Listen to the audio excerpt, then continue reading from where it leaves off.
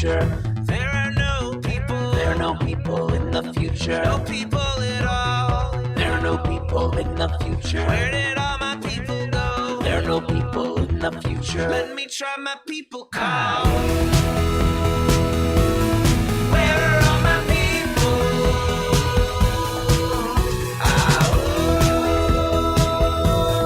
Where are all my people? I guess I'll fly away now. Hey everybody, welcome once again. It is Friday, December 17th, 2021.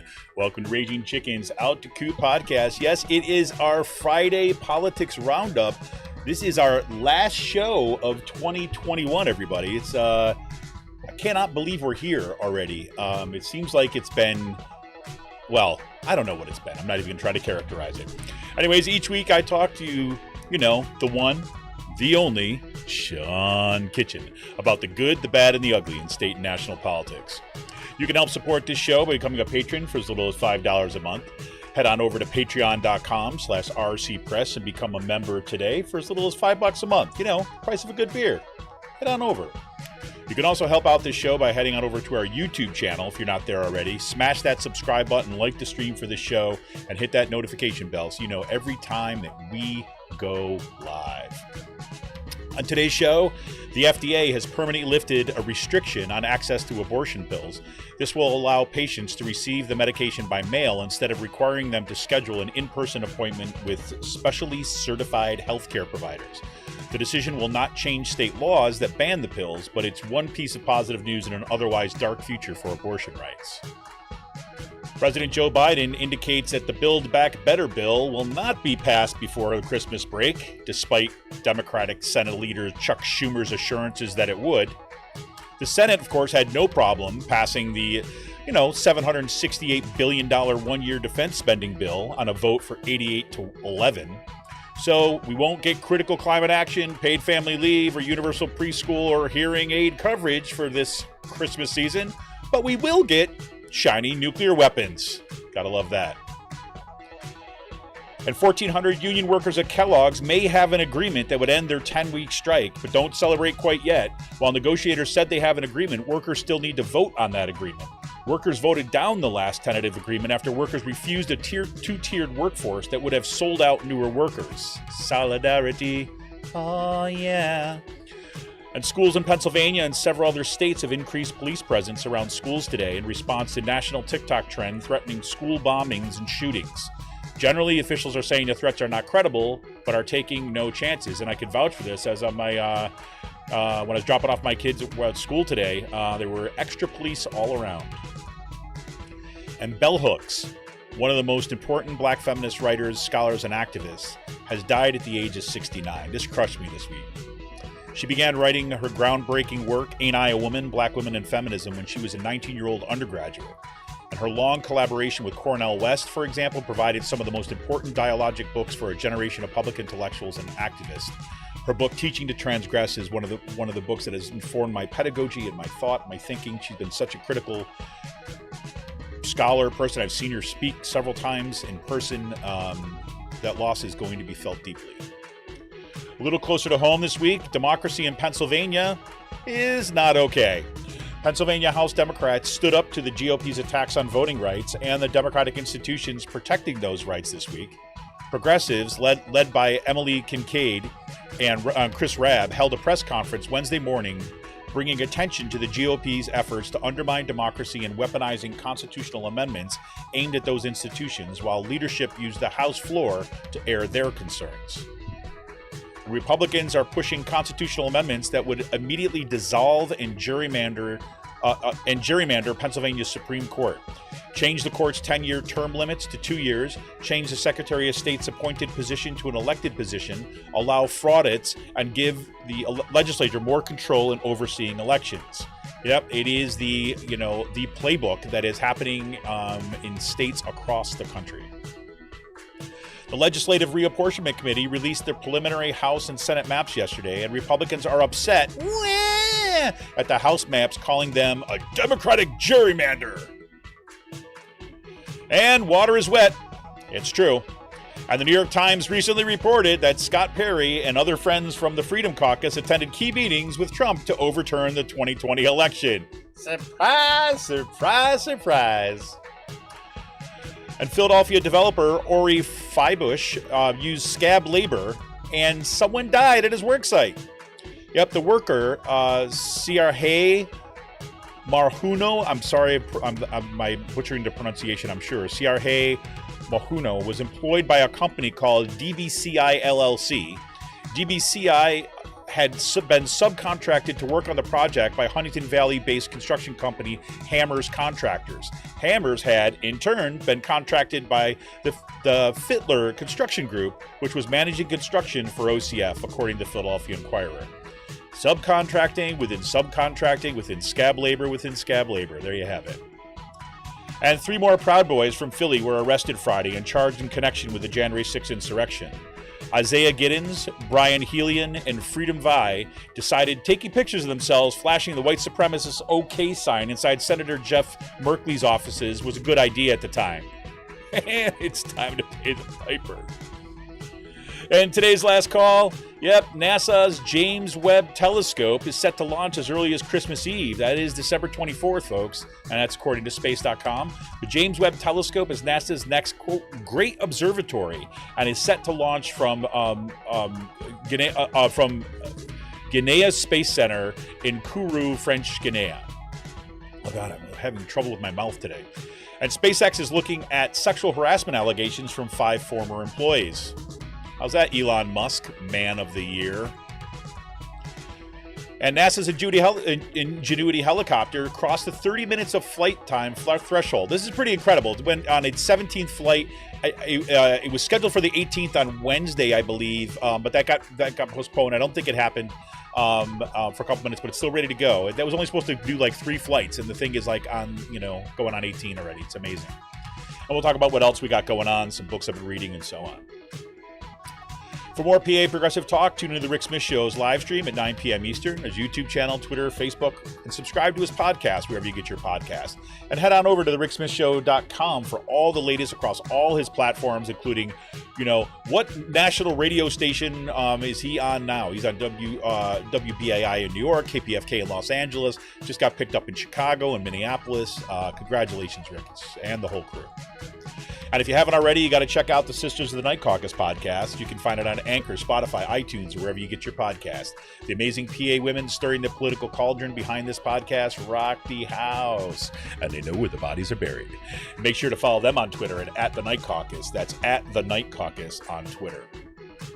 And look, TikTok, it's holiday season. You got those last-minute gifts. Well, you got a place to go for all your gamer friends out there. The Game Inn, with 2 N's. The Game Inn is a Quakertown-based, black family-owned gaming store. They're friends of the show, and they've got everything from retro N64s to the latest consoles, video games for all platforms, loads of collectibles, action figures, and Funko Pops.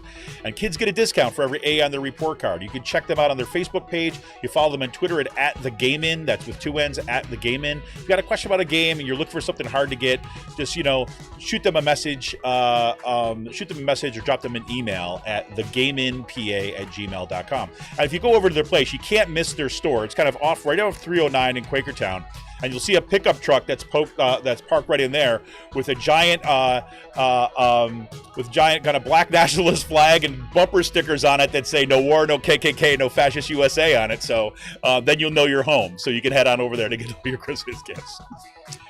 And Out to Coop Live, man, I'll tell you, if you missed it, don't miss it. Get back there and check it out. This past Monday, I talked to Diana Lagerman. She is a former Central Bucks School District School Board candidate. She's a teacher. She's a writer. And she's also been the direct target of smears by the one, the only, Paul Martino. And we talked a little bit about that on this past Monday. If you recall, there was a 2-part podcast by the New York Times, The Daily, that focused on Central Bucks. And she wrote this amazing piece in response to that on Medium called Central Bucks is Not Okay, and talked about some of the glaring gaps in that New York Times story, in particular the way that Paul Martino was involved much earlier than is suggested on that podcast. And he had a devastating effect in terms of in targeting her in particular by setting up these front organizations to go after candidates. So pretty nasty. On this coming Monday, on December 17th at 7 p.m., or actually it's probably going to be released a little bit earlier in the day. We did a pre-record yesterday, and we had a special access for patrons yesterday, so that patrons could join the live recording.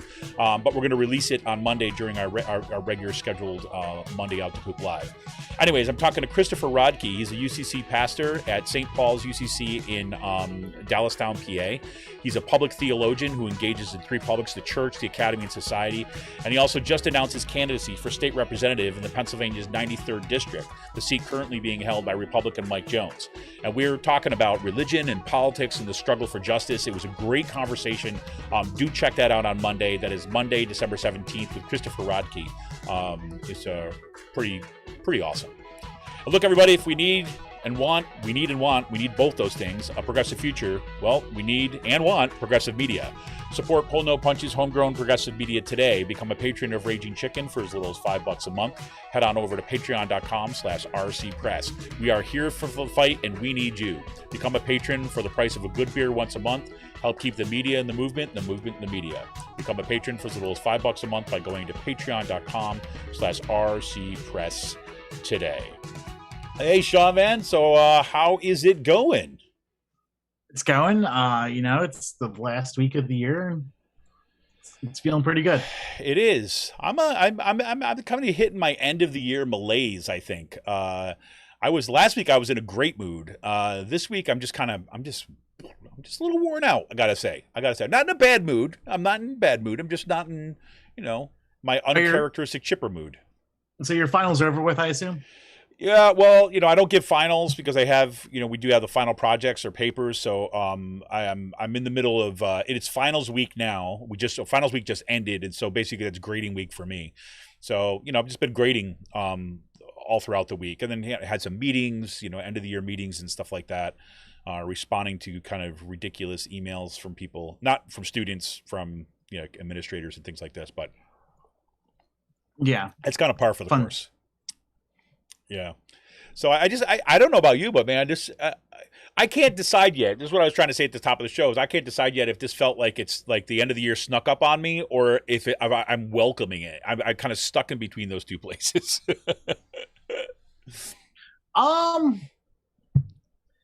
Yeah, it feels weird this year with COVID going on still. We're going back into another surge. Yeah. When people predicted that the last surge would be the last surge. You know what? I'm so glad you just said that. If you notice, I did not put anything COVID in there, but I've been reading a ton about it, and I didn't purposely not put it in there, but I think that's why I feel the malaise. Now that as soon as you said that, I was like, that's it. I feel a bit of I read this piece in the Atlantic that was I think it came out yesterday or the day before, and it was by this guy basically say, look, let's just be frank about it. Outside of a kind of a narrow group of kind of say professional middle class folks, is most Americans really just don't care. Yeah, no, and I feel like we're getting to the point where it's 2 years, right? How many more times are we going to have media cycles dominated by these new variants that pop up when, what we're watching is pretty much like basic biology and cell theory, an evolution, take place where we're not going to. You're getting all Malthusian on me here? No, we're not. But this is going to be a virus that's going to be living with us for a while now. We're not going to squash this. And, I also feel like at some point where it's just at what point does the population just say enough is enough of this? You know what I mean? I feel like we're getting there with that, but it's also we have these outbreaks happening because of people who are getting unvaccinated, and it's also they're fucking up our healthcare systems again. They're clogging the healthcare systems. Exactly. But do we keep on going through this for another year or two of this boom bust type cycle, of going through a trough, and not because of you know what I mean? I think the answer is yes. I mean, the thing is, but like, okay, say this last 2 more years. Do we have to go? Do you think? I mean, like, yeah. I don't know. I don't know if the psyche of the people are going to just like it. No, they won't. But if you want to, but look, like you said, like you started off, this is biology, right? And so you want to talk about the boom bust thing, right? That's not, we're not in control of that, right? No, we're not. And I mean, look, if people had just followed basic stuff, right, and had got the vaccine, had not gone on this crazy anti-masking nonsense and all that bullshit, we would be in a much better place than. But I also feel like our side, the Democratic side, will use this as an excuse to stay in if this is prolonged over the next like couple of years, like this malaise. No, but look, I think just like I feel like at some point we are going to hit a detriment with organizing. No, I hear you, but my point is this. Like, there's two different things there, right? What you just said. I also feel like I don't know. I also feel like we're getting to the point where we're going through this like surge again, and then Biden just like, fuck you. You people are paying student loans next month. We're increasing Medicaid rates. Yeah, we're we gotta talk like about that. we're not like, we're not extending any more benefits while this is raging. Like, I mean, there's just stuff that like this stuff's not going to go away, but we can't just like not spend money and not treat it too. No. I'm with you. Like, okay, let's.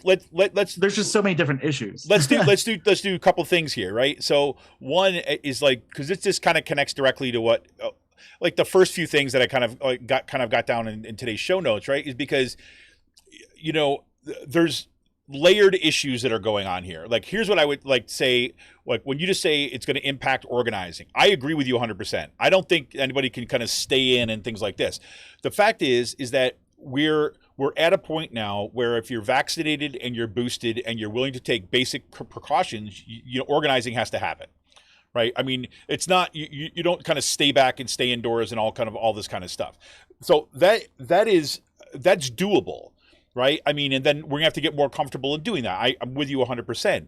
However, there's also this biological cycle, right? That is kind of with the virus, which is existing in tandem to here. So you're having real people dying, right? You're having real. If you look at the articles about kind of the exhaustion that is happening in kind of medical communities, right? Well, among nurses, among technicians, among doctors, and people are just like leaving and not coming back. And that's going to have a significant impact, not just on the kind of treatment of COVID, but right across the board. And also, people are doing that with their other jobs, like especially like in other critical 100%. Jobs. And it's just like, like we're not coming up with like a long-term plan. I mean, we didn't even put this in there. Like, we fucking shelved Build Back Better, for voting rights. Yeah, no, I got it in there. That was the second thing I got in the notes. That was the thing. I know you were. I'm sorry, I wasn't paying attention, but I know you were checking your Twitter at the time, so I was like, yes, I was. But like, I mean, it's also like, yeah, it's just like all this stuff going on. Like, Democrats are just setting themselves up for fucking colossal mistakes in 2022, dude. If like, I really don't buy this stuff. Like I really don't buy this talk. Like, like, oh, it's this is what happens because it's cyclical. Like, Democrat wins, and then they lose in the midterms. Well, like, that's all nonsense. It's all nonsense. We can win in the midterms if we ran on a platform and a vision and like a unified goals. But like, you have Manchin and Sinema who are already saying no, they're not going to change the filibuster for voting rights. No, so they're going to side like exactly. I mean, like politics are not like a freaking ant colony or something like that, where like where there's like every 2 years there's some kind of chemical response that runs through and causes these things to happen. No, it's because people. And I feel like I feel like it's going to hit. I mean, I think if you thought last year was bad, and I mean I'm waiting for that counter shift with like another left-wing movement popping up. Look, I think another Occupy type. Like, I feel like we're on that. We are getting so close to that. Absolutely. I feel like it's primed for that. I mean, here, the debt strike collective, people are already talking about not paying their student loans next month. Like, man, you're going to be pushing people to the fucking brink while this stuff is still going on, and we're not even addressing So let's take this, right, with the Build Back Better bill. Like, so this is where I feel like we're all over the place right now, but it's we are all over the place, right? But it's the end of the freaking year, and we're frustrated and like, whatever. And no, I mean, it's just like all this shit is but it's all related as well. Well, that's exactly it. I mean, so one thing, if I had to sort some of this stuff out, I would say something like this. Like, I agree with you 100%. It's all related. So, but I would say this. I would say that here's the baseline problem.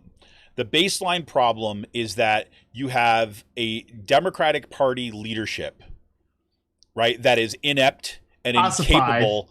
That is like a fucking yes, fossilized. It's just like a living fossil from 100%, like 100 million years ago. Right, but I would also say that is not true of a lot of people, of organized people in the Democratic base.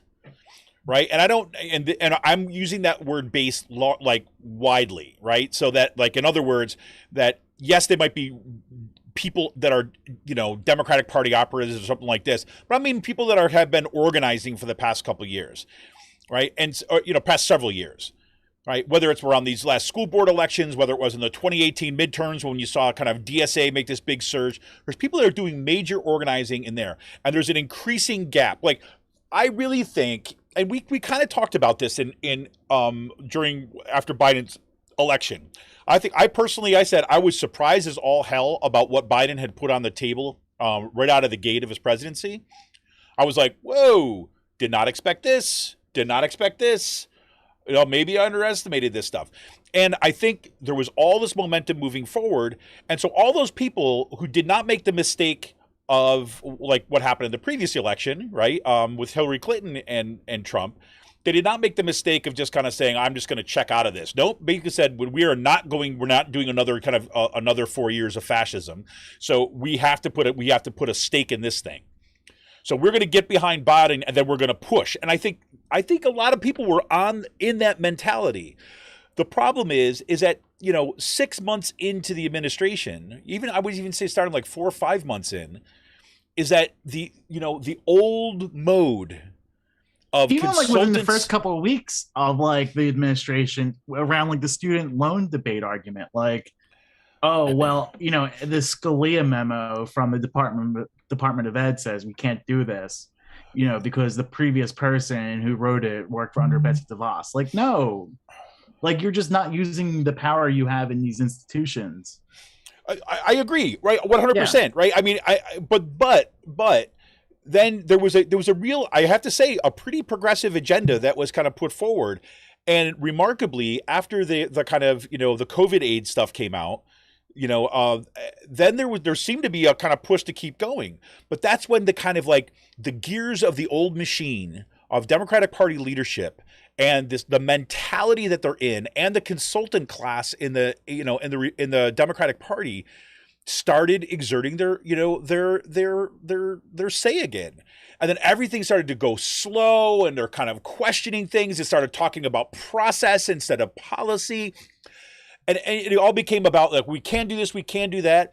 And frankly, as much as I think, I am so sick and tired of both Democrats and like people, like the mainstream media, especially like cable news, like MSNBC and all this kind of stuff, focusing like 2/3 of their broadcast or 3/4 of their broadcast on Donald Trump. Right? Because what that tells me is that the lesson that came out of that is that Trump's a moneymaker. I'm going to run on Trump bad man, and they believe in their head that that's why it was won. So they're just going to keep on Trump bad man. And meanwhile, like the vast majority of people that put the election in Biden's quarter, right, put them over there, were young people concerned about climate change, people concerned about student debt, people concerned about like getting health care. I mean, those are the people that had been organizing for years during the Donald Trump administration, right? And it was never just about Donald Trump. I think the vast majority of people went out there. Yes, they hated Donald Trump, and yes, that kind of pushed certain people to get out there and vote. But a lot of the activists that were on the ground, that's not why they were there. Yes, to get rid of Donald Trump, but all this other stuff. And what the consultant class and Democratic Party leadership does, they believe they drank their own freaking Kool-Aid, basically. And they think it was all just stuff. Yeah, they just think they're exactly. And all they're doing is they're going back and they think that's going to be enough. If they just keep on like the ghost of Donald Trump, like keep that going long enough, that somehow is going to magically cause everything to happen. I mean, and you saw it with Youngkin. You know, I think I didn't even put this in the notes. I know. Look at us. Look at us today. We had a plan. Screw the plan.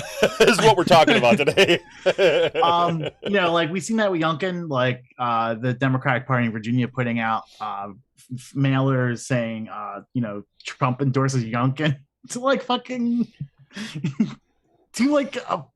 I don't even know if you're hitting like super voters or you're just hitting regular voters. If you're hitting regular voters with that, you're actually driving out turnout for Youngkin, right? Unless you're not sending it to like Democratic super voters, like and like yeah. So there's the mailing issues with that, and then yeah, I think in the Democratic Party they have this account they started called Trump's PA Apprentice, as a joke to see like who's gonna get the nomination or the endorsement from Trump for governor. And I don't know if they paid for this. I'm assuming they paid for this, but they posted a cameo video of Donald Trump Jr. An endorsement video of Jake Corman, basically like praising him for the fraud edits and, you know, telling him he's doing a great job and we love you. And it's just like, so I'm going to campaign for my opposition, basically. Yeah, you just did an in-kind contribution for Jake Corman. But it's like they believe in their head that, oh, Trump, bad man, endorses this, therefore people are going to steer away. That's not how this works. It's not how it works. These people, like, Trump drives out right-wing crazy votes. And that is where the Republican Party's base is right now. So you can think about all the rationality and all the kind of like, you know, whatever, you know, political models that you've got. Just look at the freaking practices. I mean, this is not going to help. And especially when you're seeing that everything that was, look, I think from an average person perspective, whatever the hell that is. I mean, I think from a lot of people's perspective, what they see right now is the Biden presidency slowing down to a halt and starting to kind of while like Biden is saying he wants to run for 2024. It makes no sense. I mean, it's like it's like if that's the case, where is your like the fact that you mentioned the student loan stuff? You're absolutely right. I mean, this is an absolute no-brainer. To go out there, I mean, it just shows you like you hate the people who voted for you. I don't even think he hates it. Like when it comes to Biden, I don't think he hates it. I think he's just completely out of touch with where the vast majority of people are. And it's been, you know, it's I don't know what you call that. Right? But it's just this mentality that is just takes over these people's brains. Right. And, you know, it'd be one thing we talk about the Republicans when we were talking about the Democrats. Right. That's great. I mean, look, in my mind with the Pelosi with the insider trading. That's what I was about to say. It's like, so you got no, like Pelosi being asked a question about it here because there's a bill that, you know, people wanted to come up and basically saying we want to prevent, you know, sitting Congress people or like congressmen and women or representatives and senators from trading stocks while they're in office because of the conflict of interest. And that seems like a no-brainer. It has like support from different, you know, groups on either side of the aisle and all this kind of stuff. Would be their bipartisan kind of like initiative. So they asked her about it, like, oh, you know, should they be prevented from doing it? Why the fuck would we do that? She's like, no, we shouldn't prevent that. I'm opposed to that because it's a free country. We're a capitalist country and people should be able to participate in the market. That's what she says. I don't know about you, but I am swimming in stocks right now. Like, dude, it's what? Who is that for?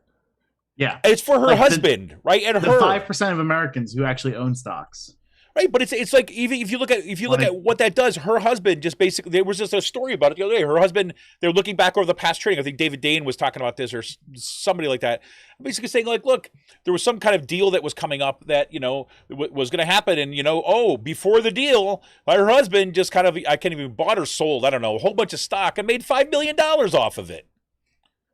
Right? As a direct result of what actually happened in Congress. That's a conflict of interest. And that should be like a no-brainer for everybody.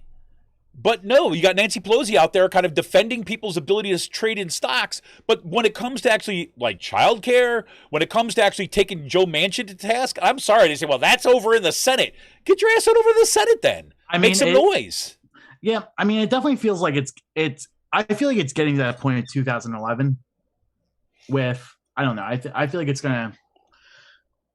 I mean, I feel like we're primed for another spring and summer of people coming out. Like, you know what I mean? We shall see. I mean, I hope so, and it feels like that, but I don't know. Yeah, it seems like, you know, again, you have. I mean, there's a lot of. I go back and forth on this too as well. It's like a lot of people are really exhausted right now, and they're exhausted because, you know, I mean, especially, you know, quote unquote frontline workers, right? Kind of what were essential employees and things like this who have been kind of, you know, given the shaft eventually, as we've seen that this is what Sean was referring to before, is you have records numbers of people that are leaving their jobs, at least the numbers that came out in September and the month before. And it's not slowing down either. No, it's actually increasing, right? I mean, yeah, they thought it was going to slow down at some point. No. And what David Dayen said is he's got a really great piece in the American Prospect on this. I would definitely recommend people read it. It's and he talks about this kind of psychology. And okay, this is going to sound like a little bit of a tangent, but it's not a tangent. He basically was talking about, he's like, I didn't expect to end up here, but he started talking about like the different times that there were, say, plagues and pandemics or epidemics that took place and what happened afterwards. And what he was saying is that what was really fascinating of what happened, like the difference between societal shifts. Right, but he's also saying is that there's a difference. You look at other crises, like say for example, a world war or, you know, or a major economic crisis or something like this. They're different than these pandemics, because what happens like in the World War is like, you know, everyone is kind of like, you have all these folks that are kind of impacted and there's this kind of crisis external and then it's going to over or whatever. And there's real destruction that's happening around, right? In a pandemic, right, it's always the case that the people who are poor and most vulnerable are going to take the largest impact, right, and have historically. But when you're on the other side of it, right, you start to come out of it, right, the buildings are all still standing. Everything is not kind of full of destruction. There's just a lot of dead bodies of people that you knew. And a lot of times what has happened, and this is what he says in this piece, like historically coming out of like a pandemic, is that a lot of those folks who were either forced to work or touted as heroes to go out there and work to support everybody else, like these Kellogg workers who have been on strike for 10 weeks, they fed us, right? Often working, there's one person who worked 120 days straight, working 12-hour shifts in order to make sure that everyone else had food during the pandemic, right? And then on the other end of it, they're finding out the companies that they work for or the governments in past that they work for, right, making hand over fist money, and they're given the shaft and they're asked to tighten their belts afterwards. And he said historically, what has happened after that, very oftentimes you have major shifts in kind of the labor relations after these pandemics. Because people kind of reevaluate kind of their lives and find out that even though they were asked to do these heroic acts that are given the shaft afterwards and check out. So, I mean, again, I don't believe in like necessary patterns, right? So there's no guarantee that that's the way to move forward. But what you were saying before about, you know, we're kind of primed for this kind of next movement. I mean, there's a lot of factors, I think, pointing in that direction. What that's going to look like, I have no idea.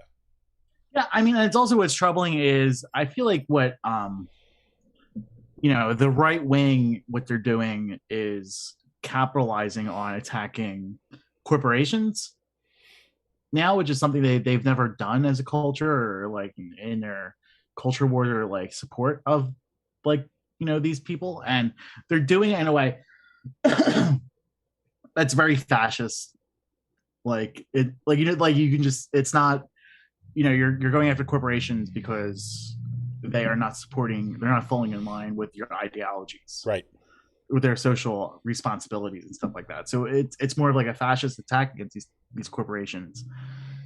And it's just like, you know,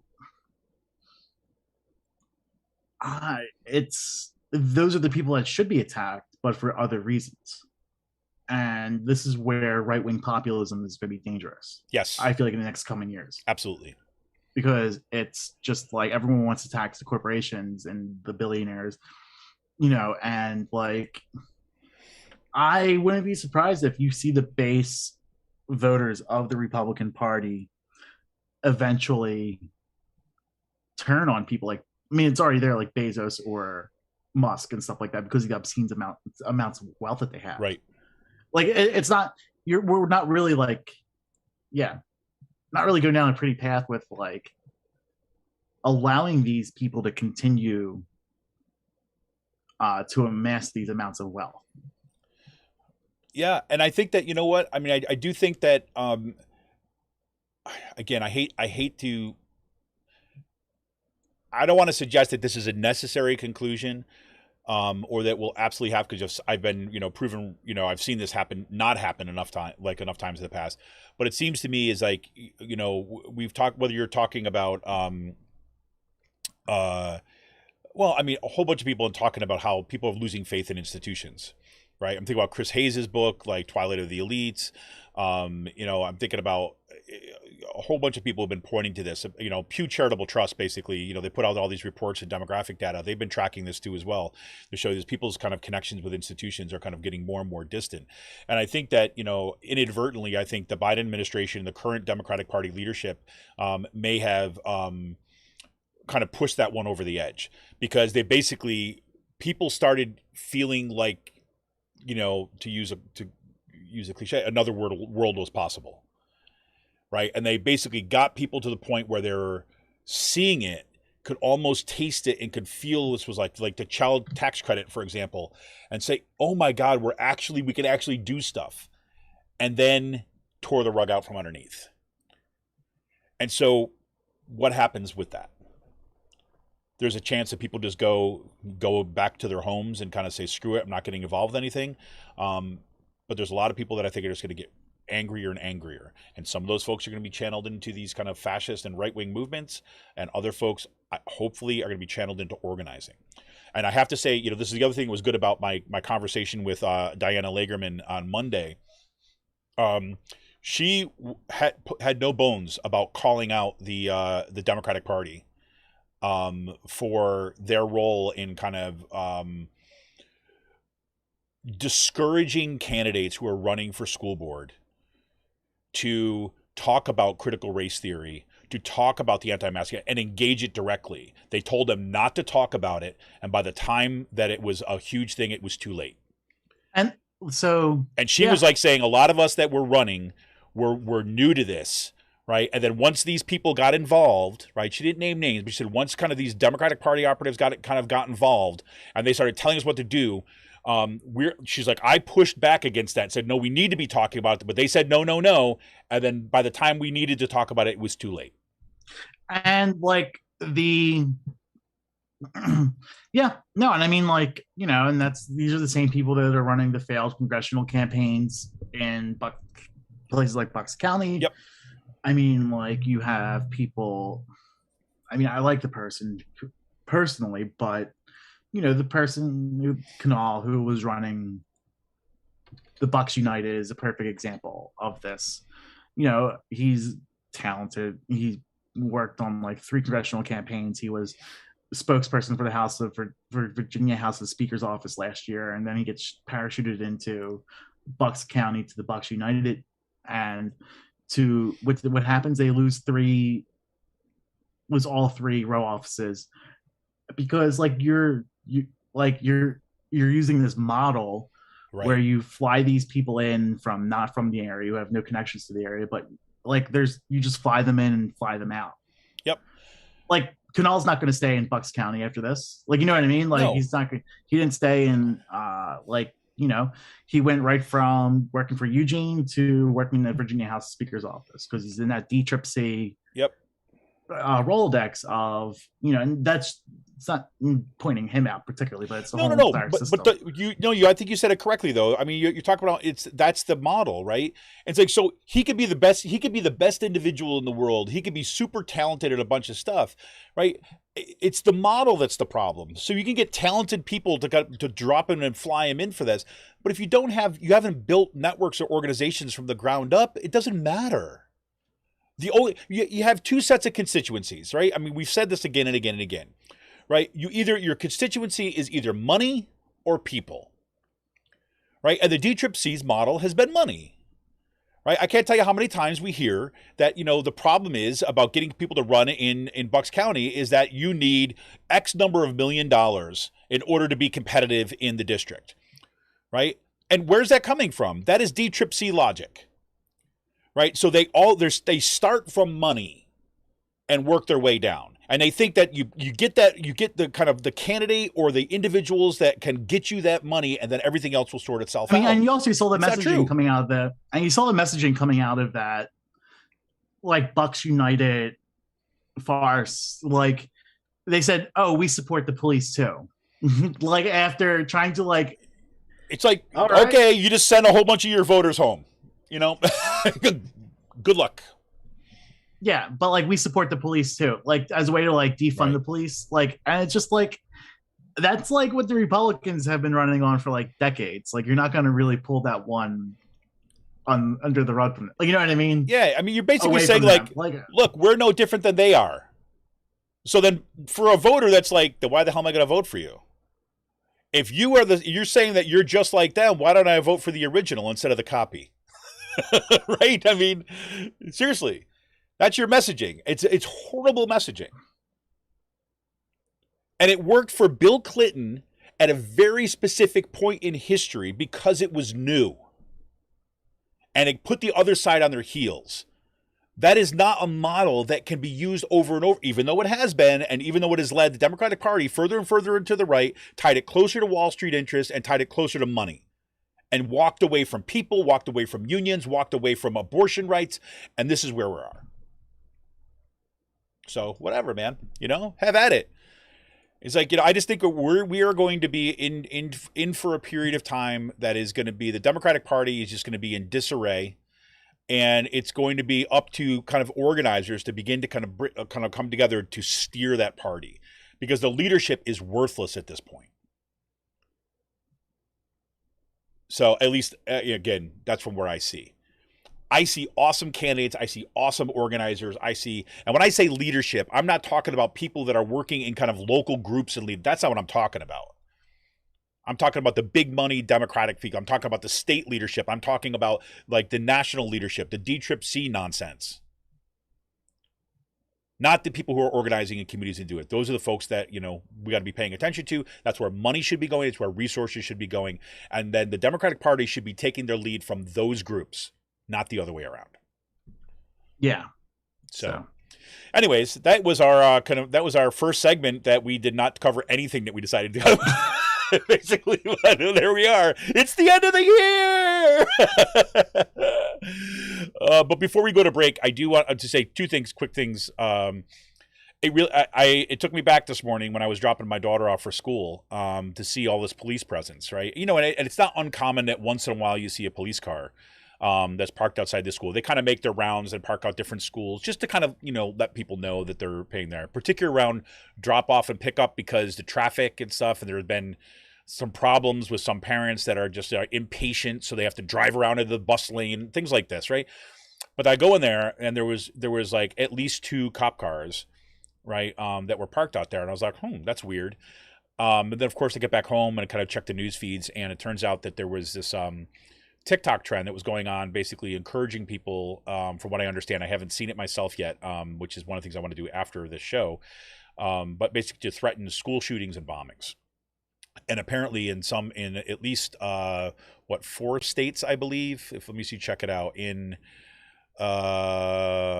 let's see, schools in Arizona, Connecticut, Illinois, Montana, New York, and Pennsylvania all increased their police presence. This is from USA Today. Police presence on Friday, that's today, because of these threats. And schools in California, Minnesota, Missouri, and Texas closed for the day because they're concerned about this. Now, it should be said, all indications are these are non-credible threats. They're just kind of stupid-ass pranks. to try to get the schools to close ahead of the winter break and things like this. But everyone's taking it seriously, especially after the kind of the most recent school shooting. So I was glad to see that people are taking it seriously. But it's like, Jesus Christ, this is kind of where we're at. So if people are noticing that, don't know what's going on, I just wanted to kind of put that out there too. And the other thing I wanted to mention too is that I mentioned this about bell hooks. Bell hooks was probably one of the most important kind of political writers and thinkers and activists that of say my college years. I started reading her stuff kind of early in college. Her book, Ain't I a Woman? Black Women and Feminism. I read that book. I read a whole bunch of her, like Teaching to Transgress. I read when I was in grad school, when I was thinking about like teaching and things like this. I mean, her work is absolutely amazing. It was kind of one of the major interventions into, a kind of a white dominated feminism and kind of opening up that discourse. And not only was she such an amazing and critical writer and thinker, she was just a great writer. And she would write beautifully, and she would write about love and teaching and a whole bunch of stuff that was it was incredible. And it was she always modeled for me, at least, and I know so many other people, a way of critical engagement and being fierce in the face of, kind of really difficult odds at times and challenges, but to also be kind. And to do that with love, right? And it's something, again, I certainly need to be reminded that at times, right? To find these places to be kind and gentle in that process, because ultimately you need solidarity, right? But you go after those folks, you call things out, right? You don't shy away from this, but you also don't make that person your enemy. You'd also make those things you do your best to, at least. But her criticism or kind of deep critiques of the kind of the whiteness that was embedded in social movements and in the ways we think about teaching was just incredible. And so she died at the age of 69 this week, and it was quite a loss. So I think it came, for a lot of us, it just came as a kind of a shock. So rest in power, bell hooks. I can't tell you how indebted I am to everything that you've done. But anyways, this is you got anything else for the top half, Sean? No, nothing really. All right, great. Well, this is Kevin Mahoney, editor and founder of Raging Chicken. I want to remind you that you can help support this show by heading on over to patreon.com/rcpress. You become a patron for as little as $5 a month. We're going to take a quick break, and we will be back right after this quick break. I said that already. Where are all my people?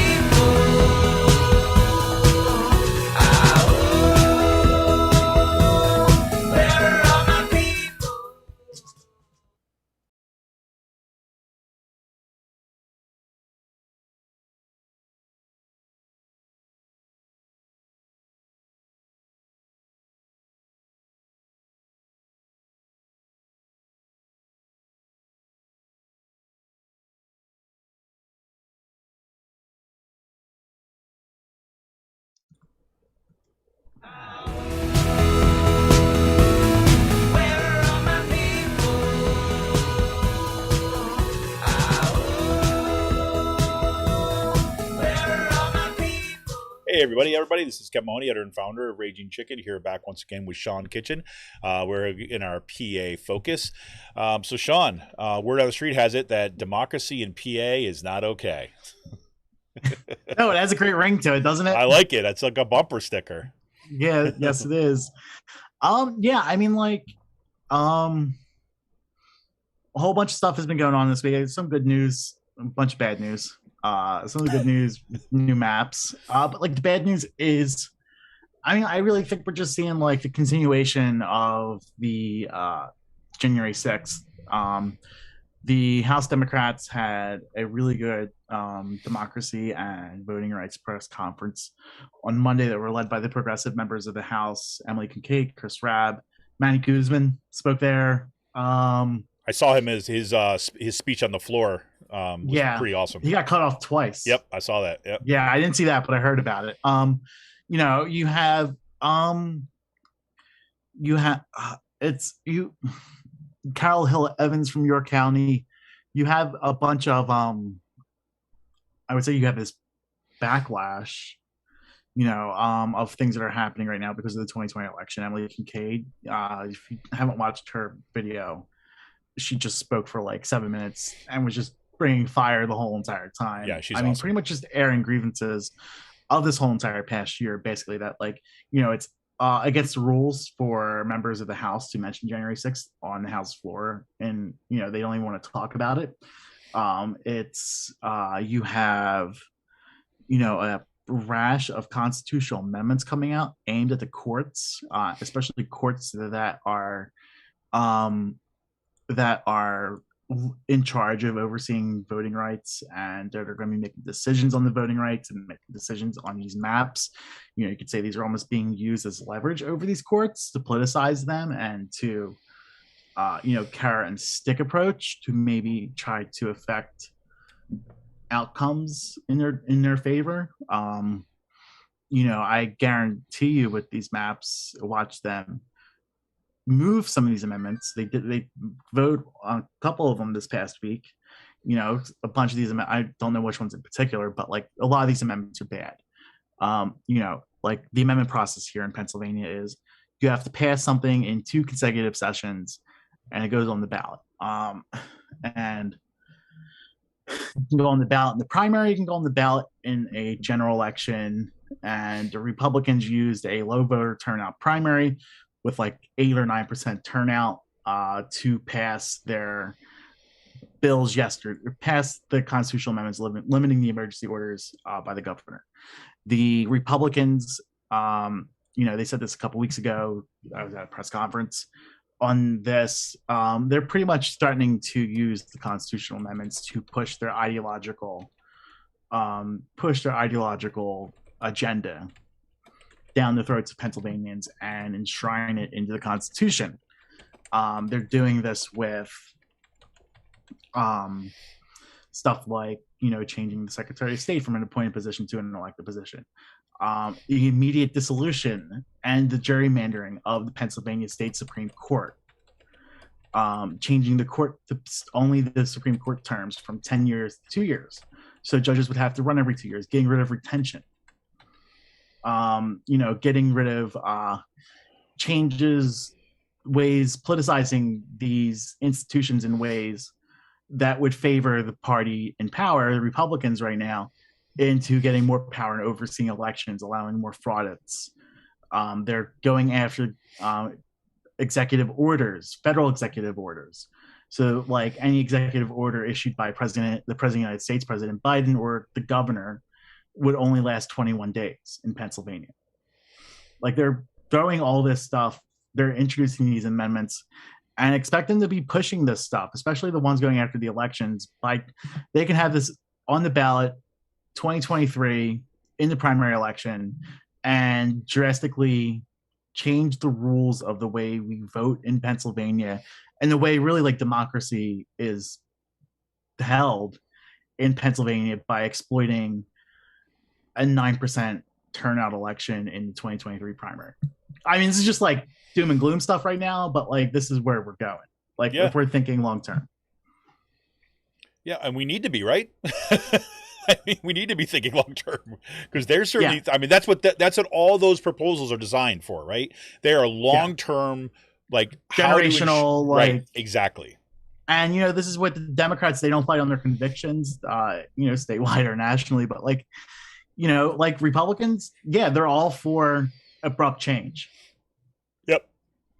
You think this is incrementalism? No. The immediate dissolution and gerrymandering of a court because the Democrats won that court in 2015. That's why they're doing it. They're doing this because the Democrats won 3 open Supreme Court seats in 2015. Yeah, I think about it like this. I think like like Democrats. There's probably analogy is probably gonna break down as soon as I make it. Like Democrats are like the way that they approach this. They think everything is kind of evolutionary, right? These kind of slow micro changes, and this happens here. And the Republicans are like Lamarckian, right? Like they believe like Lamarck is just kind of like, no, you go around like this, whatever, then you make these huge changes and then radically change it, and then you hit this one again. And that's what they do.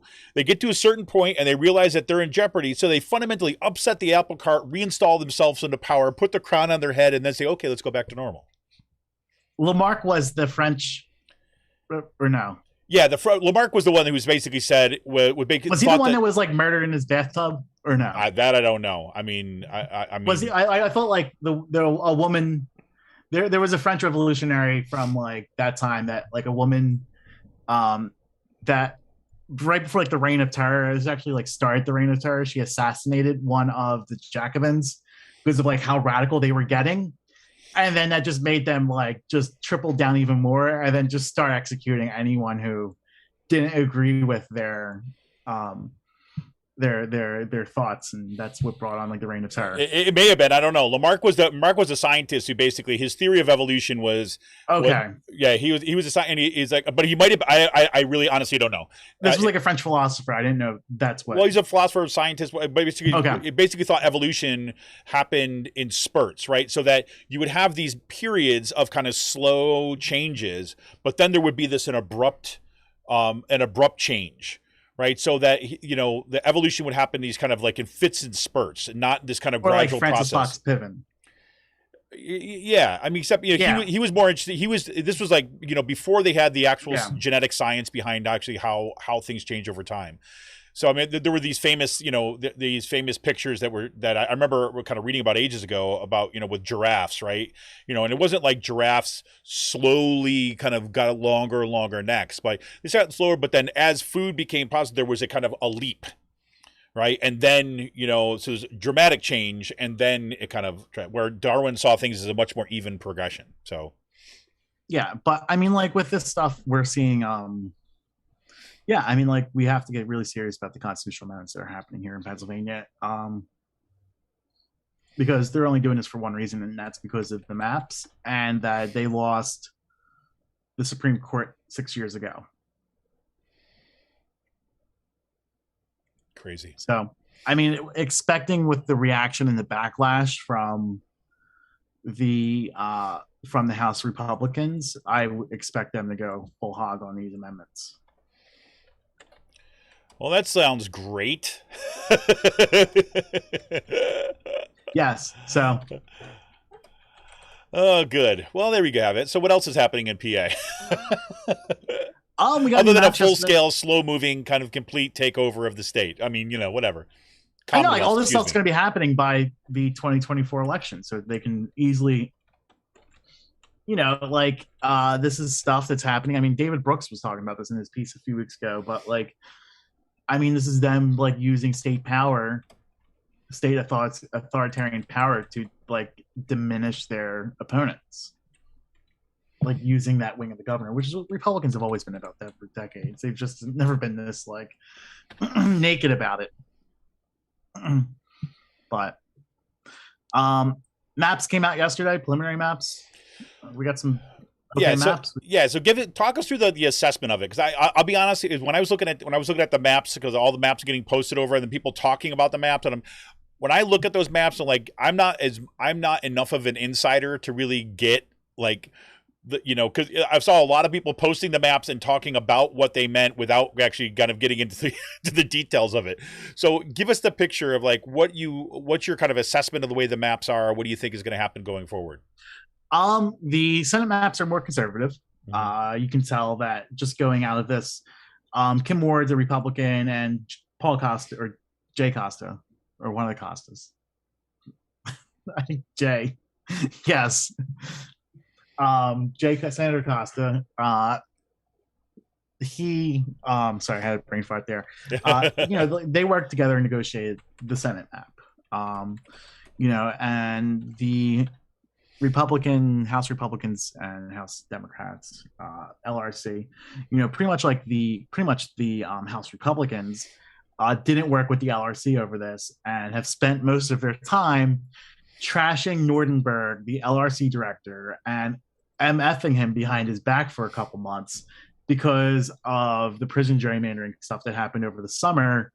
And now they have 12 people facing off against each other, 10 Republicans in combined districts versus 2 for the Democrats, which is like something that's never happened, like that many that many people being put in the districts before. And then you also have some districts like Lisa Mazursky, whatever her name is, out in Western Pennsylvania. She got thrown into Sarah Inamorato's district. So that Republican is most likely gone. Mm-hmm. And I mean, like the House maps reflect what happened too. I mean, you had all this population loss from Western Pennsylvania and Northwestern PA and NEPA, and all concentrated in the South Central or the Southeast or Lehigh Valley. Right. And most of the gains were, in Latino gains with our population, which is a good thing, right? Which is a good thing, yes. Yeah. So the House maps, for instance, Harrisburg will be getting 2 extra House seats. By just making Patty Kim's district more compact. So Patty Kim's district is my Midtown district, which goes over into the West Shore where Colleen is also at. Mm-hmm. So you have that. You have Colleen Nguyen. Yes, Colleen Nguyen. I think you have a combined district with Andy Lewis and Sue Helm. But they're combined into a district that's a safe Dem district. And then you have another safe seat that's going to be created in that area as well. A Haffey seat's a toss up. Then in Lancaster, you have an extra seat. They've split the city of Lancaster in half for the first time. And from the previous maps, especially in Lancaster, the maps went from the suburbs elongate all the way out to the county borders. Right. Where like this map, they're more boxed in and squared off, and you're having more neutral districts. So you mentioned, we talked a little bit about that on the show ahead of time, though. Like you just mentioned, say, like Lancaster being kind of split, and this also happening in Allentown, and you were saying that it's completely different. Oh, it's completely different. I'm sorry. Yeah. So Lancaster's getting split. Though half of Lancaster is being turned into a Latin Opportunity District. Mm-hmm. Sterla's district is the other side of Lancaster. So there's that. Lancaster's getting now, like these places are getting split because of population growth. Mm-hmm. But it's also like not the same thing where it's not it's completely different between the House and Senate seat because the seats are smaller. So Lancaster's getting split. Oh, gotcha. Of course. Yeah. And then in Allentown, the Republican gerrymander, literally like the Republicans have been able to hold on to that gerrymander in the Lehigh Valley for 10 years and not lose a single incumbent. Because of like those seats that are going to get rounded off, you're going to pick up 2 more seats in the Lehigh Valley. So they're going to pick up 2 more seats? Yeah. Wow. I didn't realize that. When we were talking about that ahead of time, I didn't realize that was going to be the end game there. Yeah, so there's going to be 2 extra seats in the Lehigh Valley. This is just from like straightening out some of the lines, especially around like Allentown. But 2 more seats for Republicans. No, Democrats. Oh! I thought you meant 2 more seats for Republicans. I'm like, oh my God, there's going to be an uprising in the Lehigh Valley. No. Gotcha. Democrats My had bad. 2 more seats, and then the city of Allentown got split in 2. So, yes, the part of Allentown got turned into a Latin Opportunity District for the first time. That's in the city. That goes up to the border. But what ended up happening was Allentown got split in half, literally where Pat Brown's house is at. Like Pat Brown's house is the corner of the district border. And they drew him into a district that's super safe. So this district might get thrown out or might get revised because they tried doing this the last time around 10 years ago and they got changed then because you can't just split a municipality in half for certain reasons, especially when like population is not an excuse. Gotta love that. Way to go, Pat. You got your little cushness, huh? You can look out and you can wave to the other district now. Yeah, I mean they literally cut him out of the district for himself. Wow. And split Allentown in half because of that.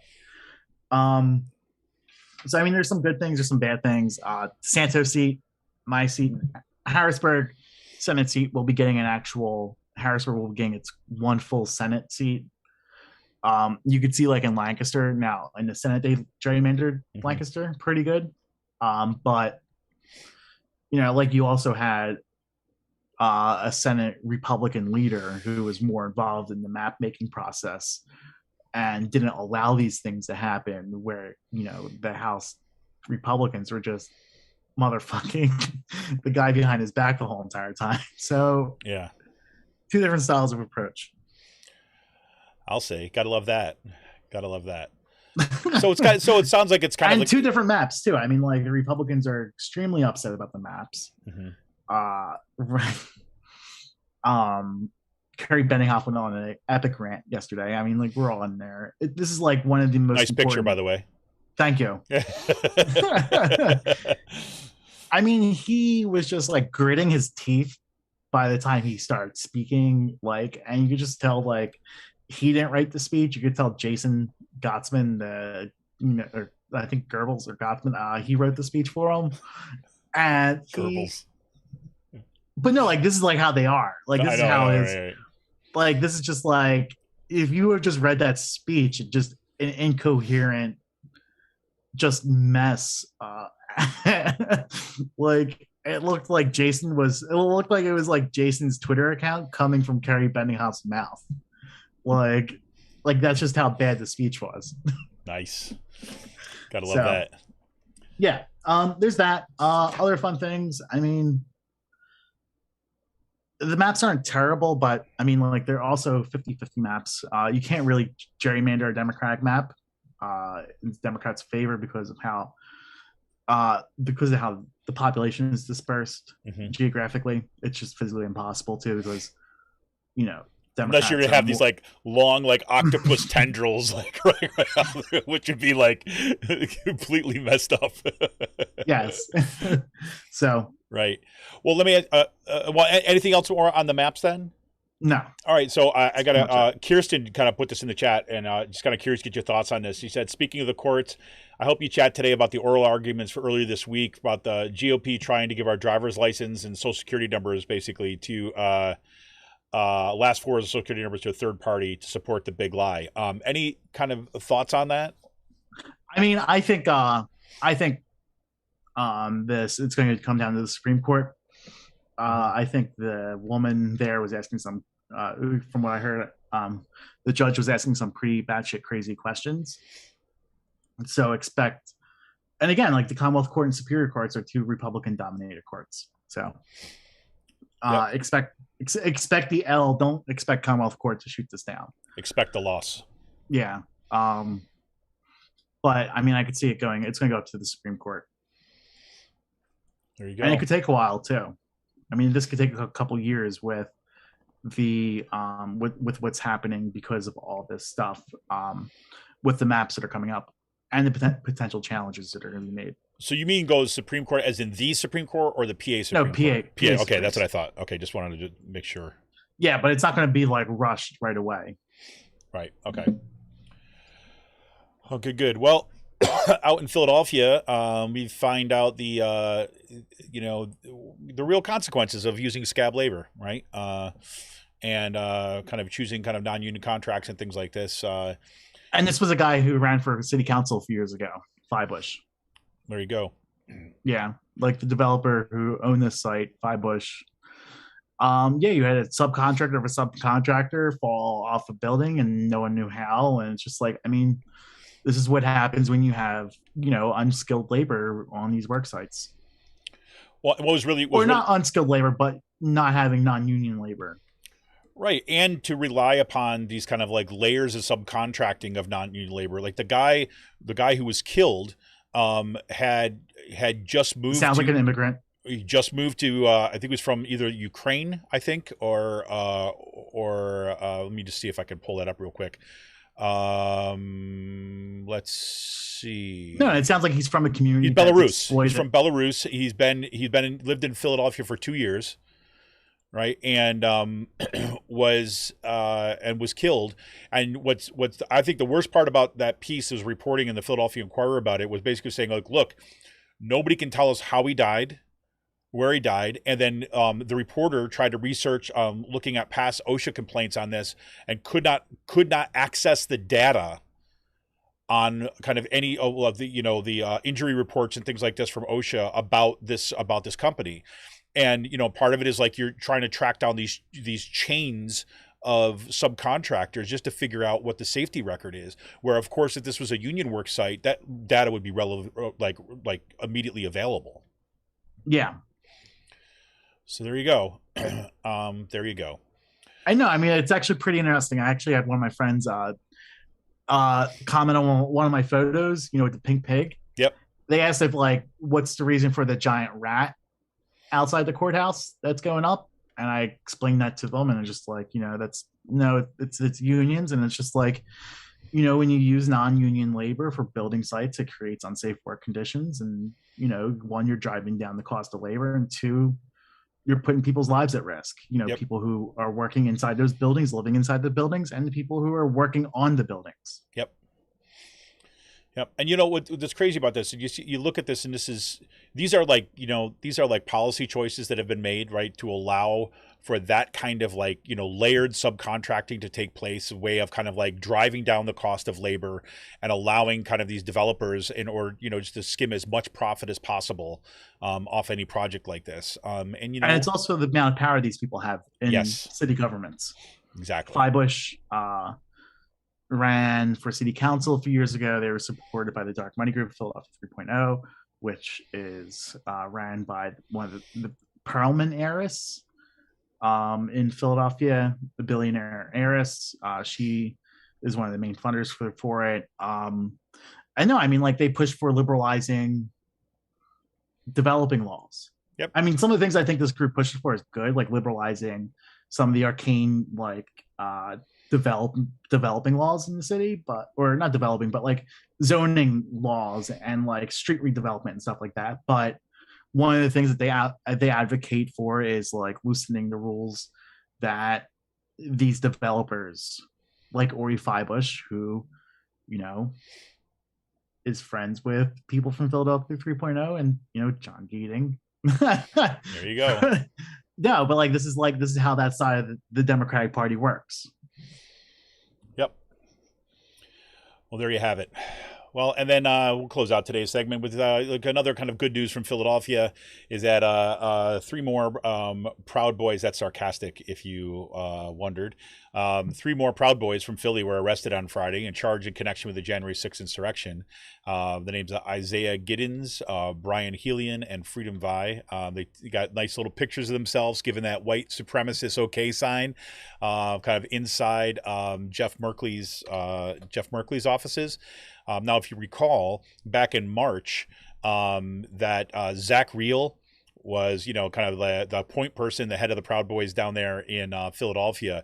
He was also featured in some of these pictures taken with these 3 and some other Proud Boys that were pictured outside the Capitol, inside, whatever.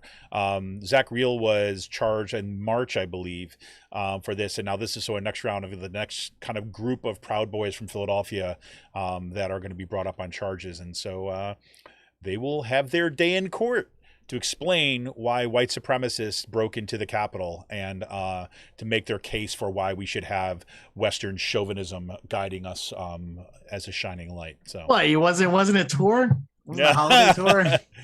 Definitely not. Yeah, those pictures of Zach Reel sitting there smoking a cigarette with his feet up on Jeff Merkley's desk. I don't think that was a tour. Sounds like a fun tour to me. Yeah, well, self-guided tour, Sean. Self-guided tour. And what's the amazing thing about that? That Nick Fuentes is still not arrested. Well, one you got to wonder. You got to wonder. Oh yeah, at this point, people who are not arrested. Are they honeypots or are they just? Are they waiting to go bring down the big hammer? Right. So it's gonna be one or the other. It's one or the other. Yeah.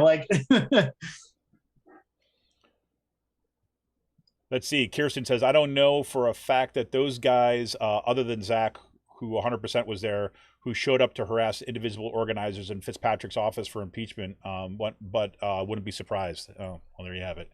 One other thing that I did not put in the show notes today that I wanted to say, people may have seen my post on this both on Twitter and Facebook, but right here in the good old district of Penridge, Jesus saves, man. This is a good news bad news story.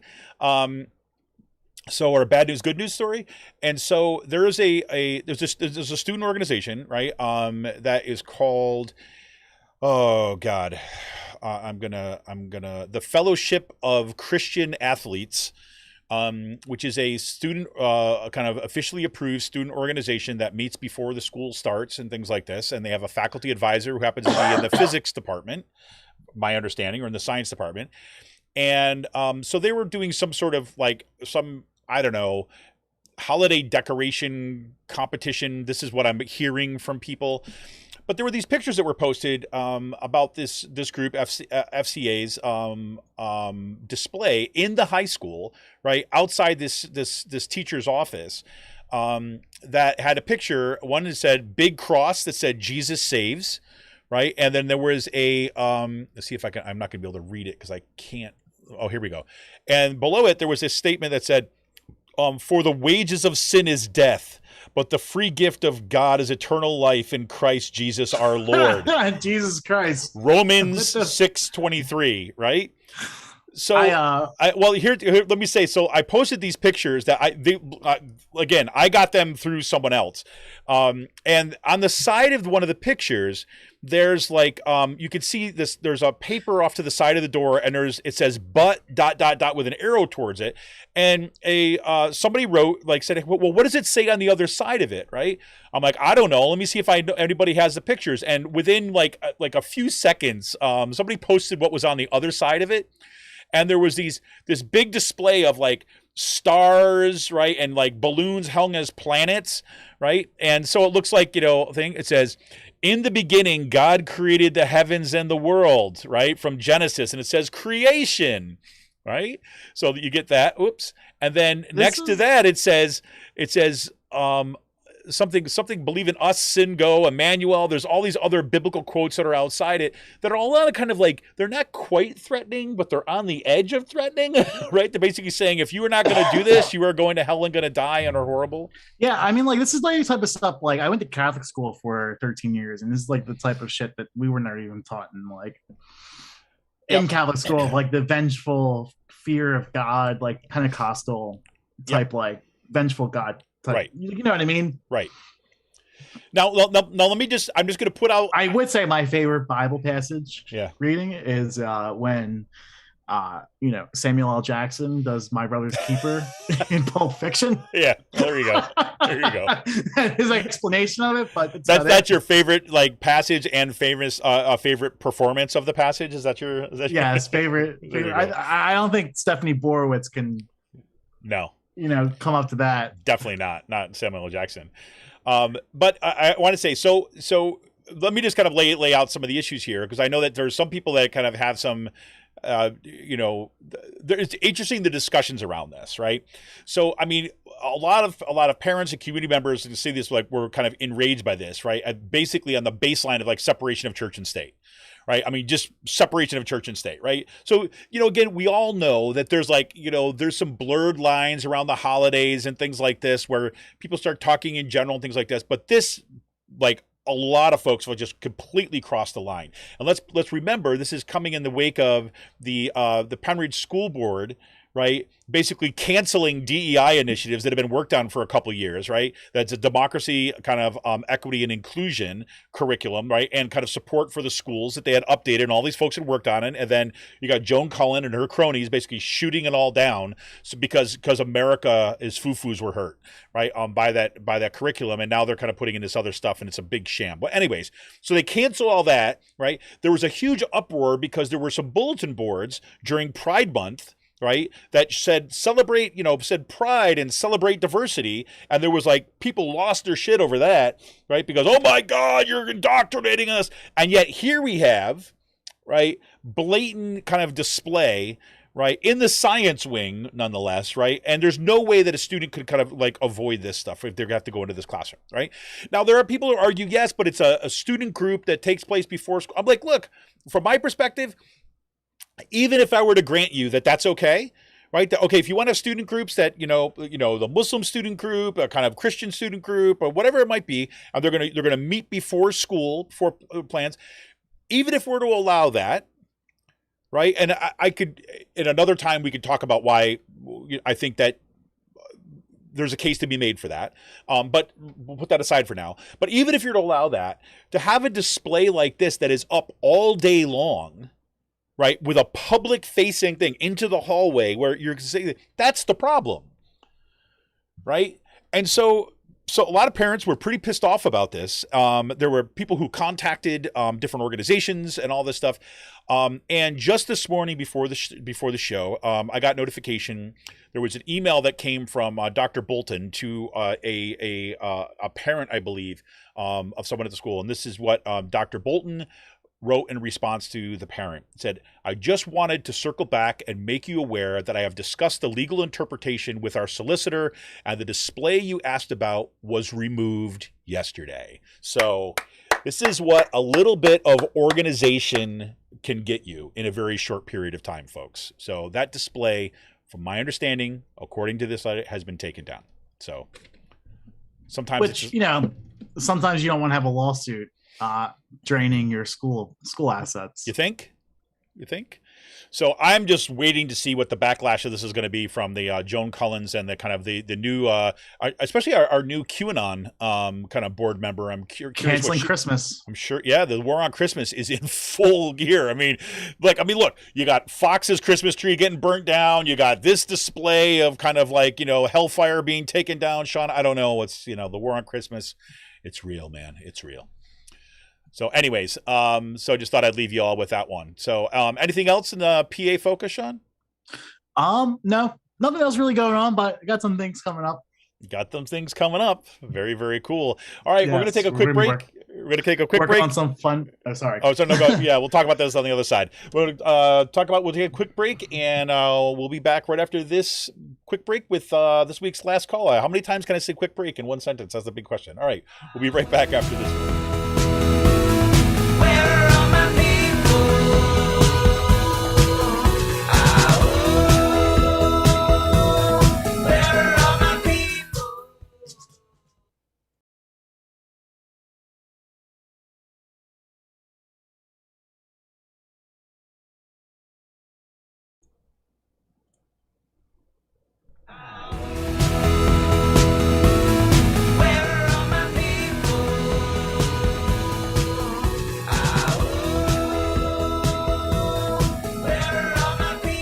Hey, everybody. Welcome. This is Kevin Mahoney, editor and founder of Raging Chicken, here once again with Sean Kitchens for this week's Last Call. This is just anybody can help me out with this. If you look in the chat right now, we always get these, what I assume are bots, right, that are kind of posting in the comments. There's one you'll see in the chat, one by Susan Stokes. That's VASK period, then TECH, Vask Tech, and then another one that came up by Gladys McCoy, about VAWR.tech, right? If anybody knows how just to kind of completely get rid of those permanently, I'd love to know. So I keep on. I'm gonna right now. I'm gonna put that user in a timeout because that's fun, and I'm gonna put this user in a timeout too as well. So that's gonna be fun. You know who else got timed out this week? Do tell me. Hassan Piker. Boom! With Crackergate. Have you been following this? A little bit, and I was just like, whatever. I think it's hilarious. I don't know if it's like a hill to die on, but I mean, I think it's funny. I think it also shows you that like how the right wing is still using online spaces in a way that like others aren't catching up to. Yep. So Crackergate is a big deal. So some quick space news, everybody. This is like, for me, this is like one of the best Christmas presents I could possibly get. NASA's James Webb Telescope is set to launch as early as Christmas Eve. It's going to always, it's going to depend on weather. It's going to be launching from French Guiana on December 24th. The earliest is December 24th. The James Webb Telescope is, you probably have seen pictures of it by now. It's these kind of different panels, and there's these big gold hexagons that are put together in an array. And it is going to be, they're calling it the next, say, Great Observatory, that is going to basically take, if you think about all the images that have come out of the Hubble telescope, assuming this works and it gets deployed fine and all that kind of stuff, this is supposed to give us pictures even deeper into the universe. I'm just thrilled. I used to have a wallet with the kind of the array kind of that was on the side of it, and until I just basically wore it thin, and had to replace it. But it was like, this is just going to be really cool. It was put into its housing this week. It was, from my understanding, it's been sealed. It's getting ready to go, and the plan is that we may get on Christmas Eve or Christmas Day or some days after that the launch of the James Webb Telescope. That's going to be a huge deal. And my understanding is also it's put out in orbit a little bit further, in order to allow it a kind of better range of sight, from my understanding. So do check that out if you want. I'll be really excited about that. I might even do, if there's a launch. I was even toying around with doing like a watch party for on Patreon. Do it. It'll probably be like me watching it and just be on Patreon, right? But just for fun.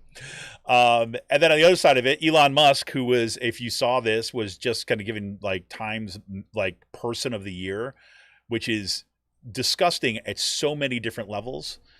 Right. One of my favorite responses to that was somebody who took up, I can't believe I'm going to forget the guy's name, but the African-American Capitol Hill police officer who basically stopped people from coming in. There's a picture of him kind of saying halt to the insurrectionists who were kind of like charging in the Capitol. There's a picture of him and his mask and kind of staving them off and having him as the Person of the Year. That was a great contrast in my mind, as opposed to freaking like self-absorbed Elon Musk, who just got himself a freaking fascist haircut for the Zorg. Oh my God, it's crazy. Crazy. And here's the thing that, okay, this is whatever. He calls himself, this is also disturbing. He calls himself a utopian anarchist, right? Which is like the most like ridiculous. It just shows you how like where his brain so you're a is libertarian. At. Right. It's just like, whatever. It's like so absolutely insanely. It's like he's a capitalist in every step of the way, he's a capitalist, right? He just wants everybody else to do his bidding. And the irony of it, if Grimes, who I guess they got divorced now, or they're split up or whatever like this, right? They got married, had a kid, and they named it a bunch of numbers and letters. And Grimes, she's been doing this kind of stuff for a while about talking about like interstellar anarchism or something like this. Like she's an odd duck. She's an odd duck, right? But she's got all this stuff too. And so it's almost like he like absorbed this part of her personality, right? Like a freaking amoeba. And kind of now is kind of proclaiming to be this because she gave him the language to kind of say, I'm a whatever utopian anarchist. So it's just crazy. But anyways, SpaceX is looking at several, 5 in particular, sexual harassment allegations from 5 former employees. And my guess is this is not going to be the last. All right.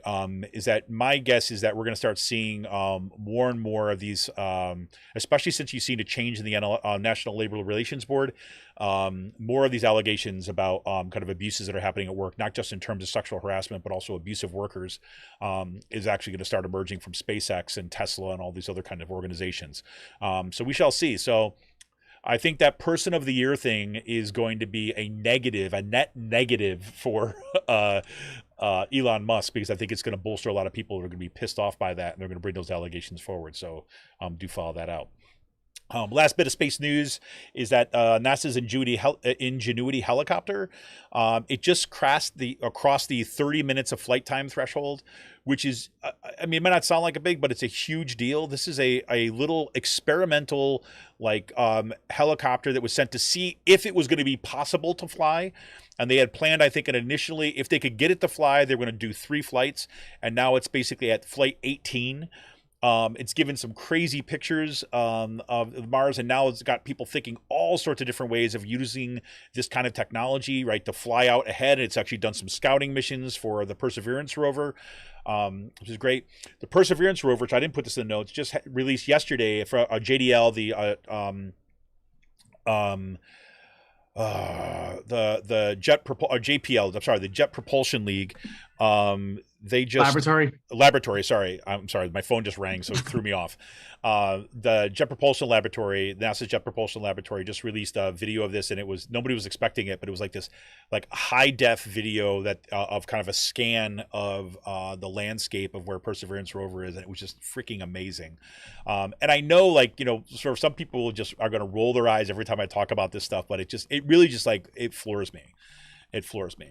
The other thing I didn't talk about, there's a new company that says that they're going to start launching this stuff, I believe, in 2025. But it's called Spin Launch, I think is the name of the company.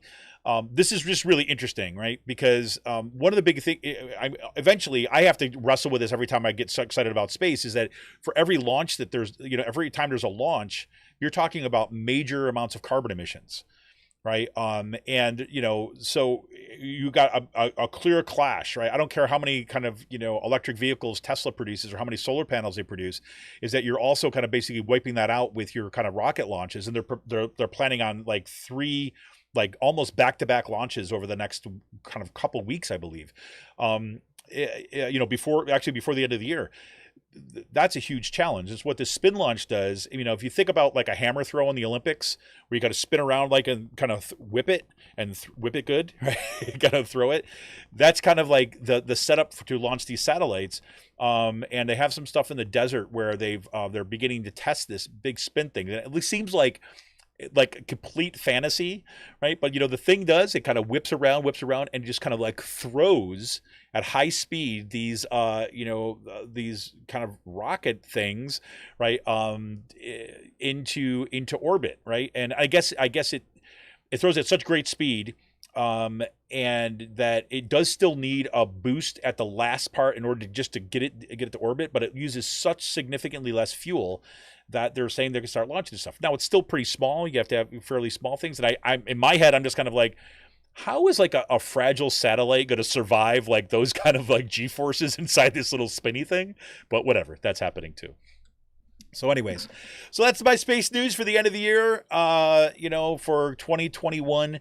And I have to say, Sean, that it's I should say to everybody too as well that we won't be doing a show next week, and probably not the next week. Yeah, not the next week either. If anything, I might throw in some bonus content for folks or something like this if I can pull it off. It's kind of a short break for my kids and for me this year, so we're gonna take the next couple of weeks off, and we're gonna see on the flip side of things. But so what do you got planned for the holidays, Sean, or what do you got kind of going on in your neck of the woods?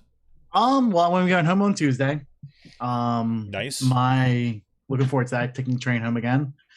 Not really doing too much. I'll be running my mom just got her knee replaced.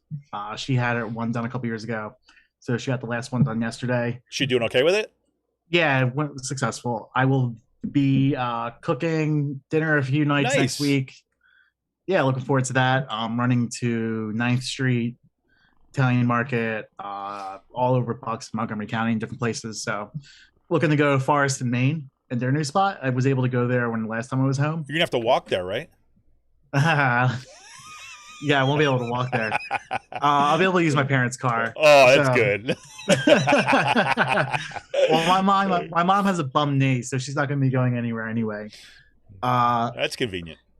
Might try to meet up with a couple people, see how everything's going, checking in with the some of the school board people that we've been able to talk to over the past year. So get down there, throw some money around, kind of that's what you got. Yeah. Buy people some drinks and things like this. Yeah, but so I'm looking forward. It seems like this year went fast. Yeah.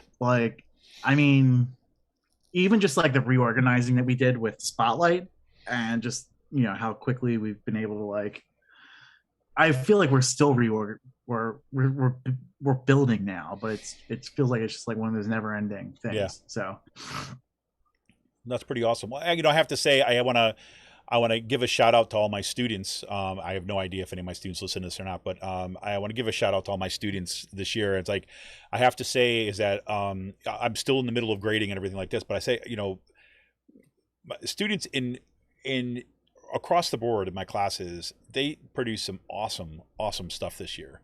And it was not easy, right? I think that the expectations that a lot of folks came into the semester with was, kind of what, President Hawkinson of Kutztown basically said, yeah, we're back to normal, pre-pandemic, and blah, blah, blah. And I think, for a lot of students, they were excited about that. And I totally get that, right? Kind of coming back to college and getting back to where they wanted to be and all this stuff. And then, by like week 5, it all settling in. This is a lie. What's that? You're like, this is bullshit. Yeah, well, and kind of, but not just that this is bullshit, but just kind of like that the weight of the realization that this it's not going back to normal. This is not normal. This doesn't feel right. And then all the weight. This is just my description of it, and I've been talking to people a lot about this stuff, and they're seeing similar things, and from themselves, me too as well. You start to feel the weight of the past kind of 18 months, 2 years of this pandemic, and it's a lot. And so, and I think that you saw a lot of my students just being very, very reflective and critical. And I don't mean critical as like, but I mean very reflective and thoughtful about what this has meant, this period of time has meant, and that's coming out in the work that they were doing, the writing that they were doing, and discussions in class. And I just want to give a huge shout out to all them and my students and all the students at Kutztown and students kind of across the board who have actually, have fought through this semester and kind of coming back, because it is definitely a new like a new world, and none of us know where this is gonna head up. So it's tough. Right, especially in a context where you've got, like you work at a university where they keep on cutting staff. There's not enough faculty to teach the classes. Students can't get classes that they need, and they're kind of like just told, well, oh, you're having a problem, you want you to just go elsewhere. Meanwhile, that same administration is kind of throwing out all this kind of great PR stuff of like, hey, everything's great. Just great. There was I'll give you a perfect example of this, and I probably should have talked about this earlier. There was a fire in Berks Hall. Right, which is one of the big dorms on Kutztown University's campus. There was a fire at like 1:00 in the morning or something like this on, I think it was Sunday night, maybe Tuesday night or Monday night into the morning, or one of those two. And I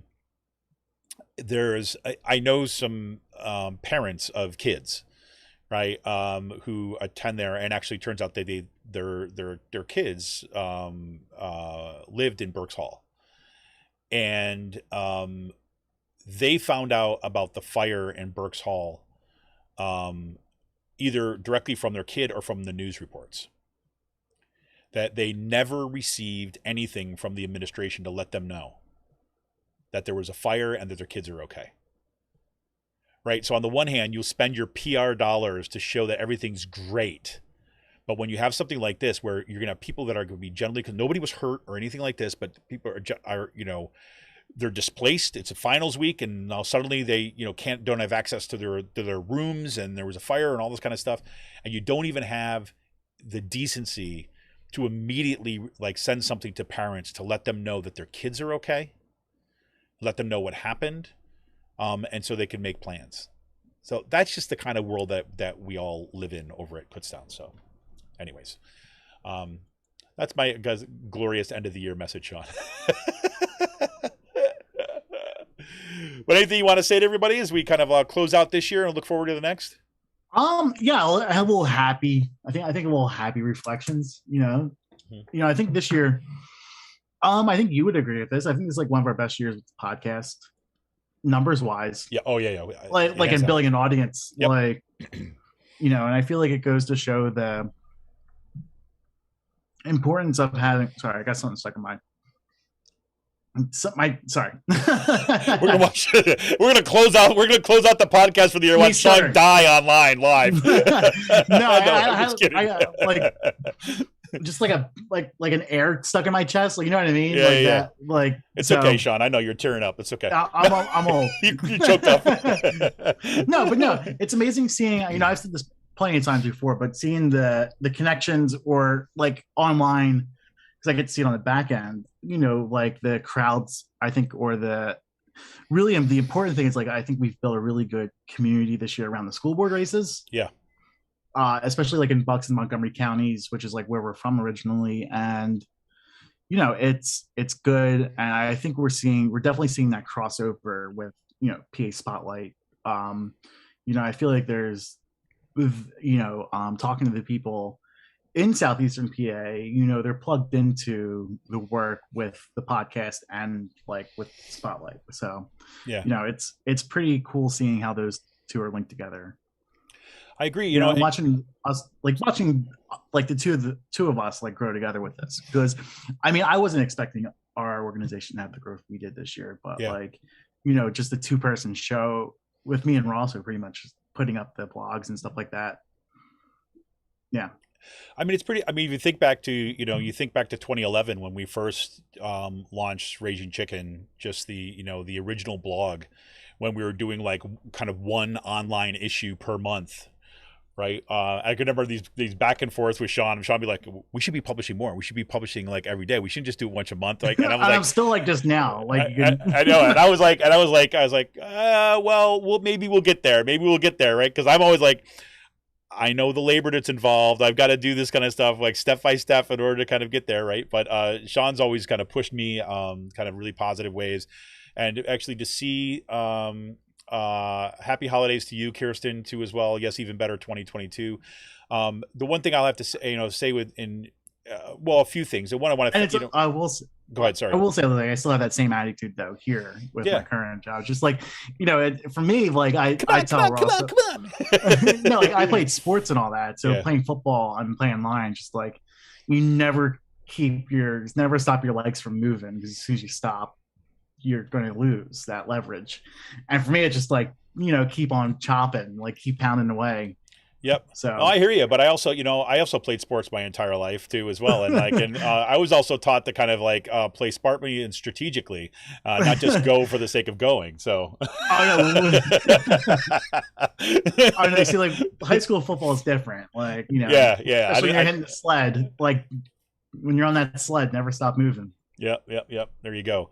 But I do want to say, one of the things is a reflection, and then one is as like a thank you and a closeout is like, we have. I'm glad you said that about the podcast too, as well, because I do think was one of my goals this year, is to really expand what we're doing here. Sean and I have been doing this. We've been doing this since 2016, right? I think it's when we first really did it.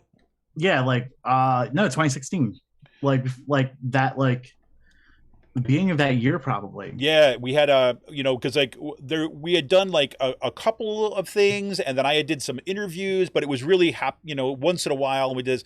And then my goal for this year was really, okay, let's get this into a rhythm. Let's expand what we're doing. We got the anchor has been this show on Fridays. But then we added in the Monday interview show, which has been fantastic, and really has kind of whet my appetite for doing even more of that. But I'm hyper conscious of of like, okay, just barely being able to hold it together as it is, especially then reconnected with Cyril Michaleko.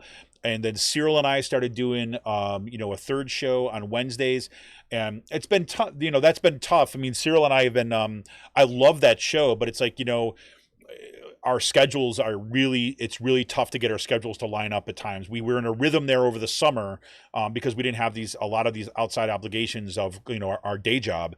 But it's been more difficult as the semester. So hopefully we're going to find a rhythm there.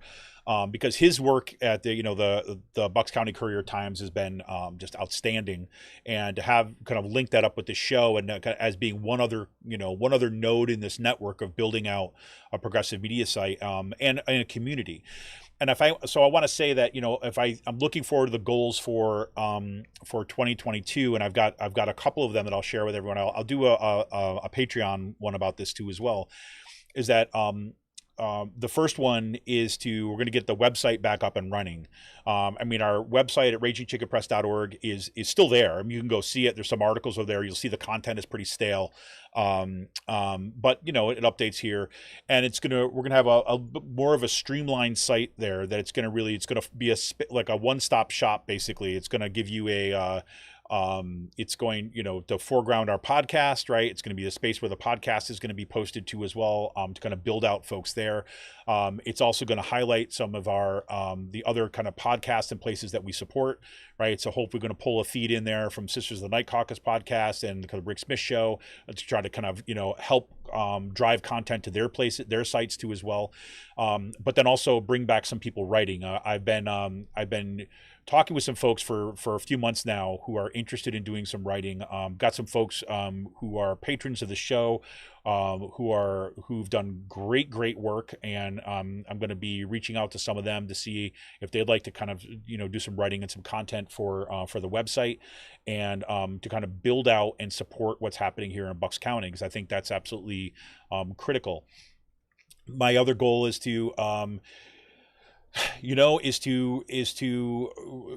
keep on driving the content in our podcast, to assist the organizing that is going on and down on the ground, because it's I think we can play a role, and again, I'm not saying the role that this is the same as or is we should be doing this as opposed to organizing. No, the organizers are doing amazing work, and this is why we also need left progressive media, so that we can actually highlight that stuff and constantly putting a spotlight on it. So a lot of good stuff. And I got some other things too as well that I won't. I've already mentioned this to people. There's going to be more Patreon only content for our patrons. That's going to be more kind of short bits here and there, maybe some reflective pieces. I got one that in my head that I wanted to do this week, but I've got to get my grading done first. I always got to remind myself that before I could start doing that content. But and looking for ways that we can start using these spaces now to kind of build out our community even more. And that includes our Discord space. We've been slowly getting members of our folks kind of logging in and joining our Discord, but I haven't put a ton of energy into it at this point, simply because, like I was saying before, I kind of do things that kind of one step at a time slowly, so I don't get kind of completely overwhelmed. And that's something I've learned only by experience of doing it the other way for far too long. So it's pretty crazy. Sean's like, nah, just go. Throw shit against the wall and see what sticks. Yeah, okay. You say that after you have 2 kids, okay? That's all I'm saying. So anyways, I'm not going to have kids. Yeah, well, there you go. Snip. So the other thing I want to say is a huge thank you to all of our listeners, our supporters, the people who've come on our show.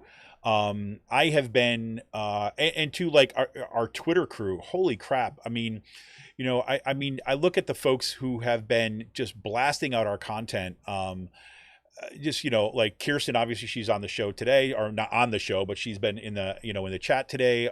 Thanks so much. I look at all the folks. I'm just trying to get through. I always forget all the names. I mean, I'm just looking at all these folks that have been tweeting out our content. Like Starry Eyes is huge. Mel's Aziz is huge. Lindy M has been kind of retweeting kind of a bunch of our content lately, which has been fantastic. Chuck, thank you, Chuck. And Chuck is actually, not only is he tweets out our content and shares stuff and comments on stuff, he's also one of our newest patrons. Thank out to everybody who spent their time in kind of sharing our content and supporting our work.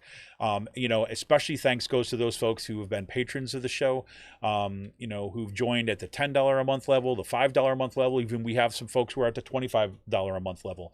Thanks to all of you to making this possible. And we hope that, we can reach out to you to kind of help us grow even more. Not for the sake of growing for itself, but to try to be impactful in terms of building the kind of progressive movements that we need right here in Bucks County, right, but across Pennsylvania too as well. So, and Sean, I also want to thank you, man, for being like I know in many ways kind of my moment of sanity, at least every week, and kind of partner in this endeavor. It's been it's been quite something to see what we can do, and even when it gets kind of like drudgery at times, I think it's pretty amazing that when things come together, man, holy crap, it's amazing. Quote Mark Price, keep rowing. There you go. Keep There you go. Keep it going. Keep your feet moving into the sled. Don't stop growing. There you go. Don't stop growing. There you have it.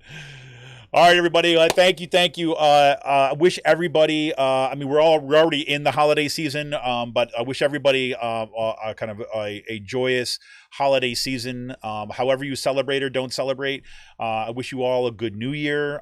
Please, everybody, stay safe. Be careful as like we see these spikes in the in the coronavirus stuff. I just want everybody to be safe and kind of make it through. And we're going to see everybody on the flip side. We'll see you in 2022 back here on Out the Coops, the Friday Politics Roundup. Remember, we do have a show coming up for you on this Monday that will be with Christopher Rodkey, and we're going to be talking about religion, politics, and the struggle for justice, and his newly launched campaign in the PA 93rd. So wish you all kind of happy holidays, a great new year, and I am so excited and looking forward to what we can accomplish in 2022. So, Sean, have a fantastic holiday. Have a great new year, and we'll see you on the flip side, man. See you later. Enjoy your Christmas. Oh, you got it, man. I can't wait. I can't wait.